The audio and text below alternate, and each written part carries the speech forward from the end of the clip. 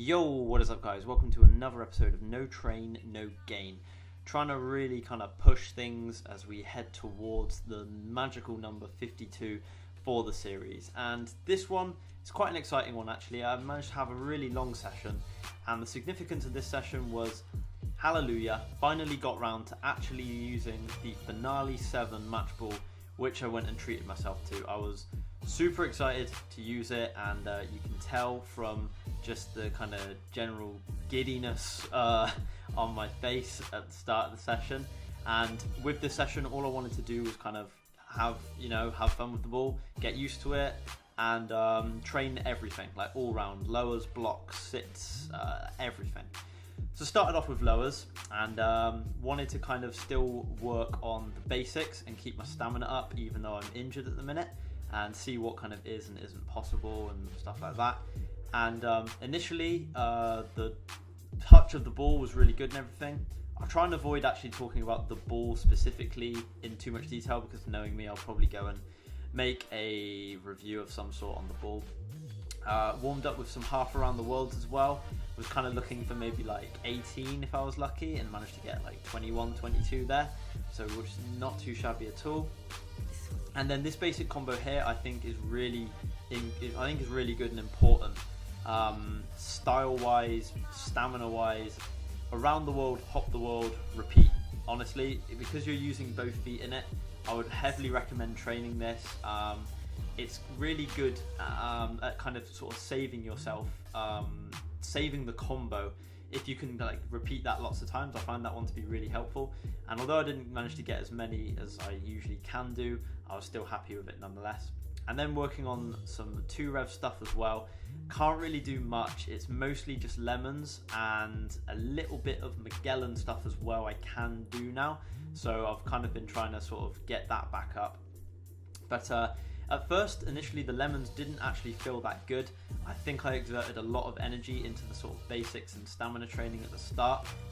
Then when it actually came to the 2-rev stuff, it became a bit of a struggle. So be a bit conscientious about how much energy you're actually kind of using up on things like that at the start, because you don't want to overdo it, because you do want to save some energy for the real training and the harder stuff. And then just kind of messing around with some block related stuff there, and blind heel, of course. So the last little bit of lowers that I did was with Magellan, and the kind of stamp in that doesn't really hurt me too much anymore, but with a crossover it would, nope, definitely not be doable. So managed to get Magellan combo inside Magellan, which is alright. Then I moved on to some blocks, and the blocks I actually spent a long time on, so I'm only going to show you this combo, which I already posted on Instagram actually. I was really happy with it. Mainly because, yes, it did kind of just randomly just hit me in the face there and that bit. I was happy with this one because of the variety in it. Like, it's got a lot of different things. It's got a slap around the world in there. It's got a cross catch. It's got a hamstring catch. It had quite a bit. And the fact that it was all 100% improvised as well, I was quite happy with it. And yeah, the blocks was good actually. I really do like blocking with the Finale 7 initially, and then I moved on to some uppers, and this was kind of the most dare I say temperamental thing to try and get used to about the ball. The weight of it in comparison to the Team Geist that I was previously using did make it feel very different for uppers. So initially I was just doing like lots of different like side head stalls, things like that to try and get used to it. I managed to do quite a lot of side heads there. And then one thing that I was worried about was kind of like how difficult would it be to kind of do rollers with it, especially as I've now kind of got the technique sussed. I had my hair cut on this day as well.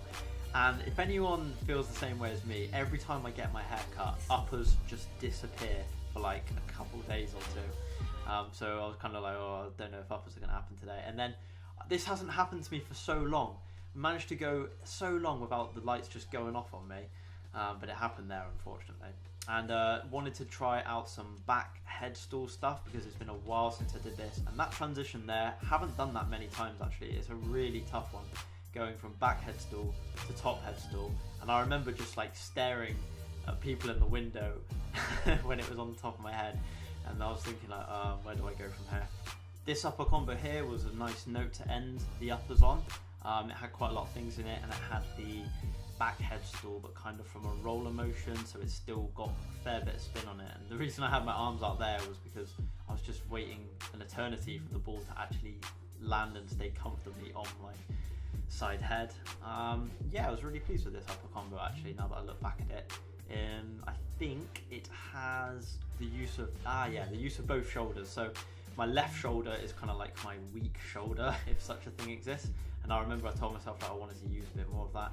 Typical that the combo would end by me dropping around the moon.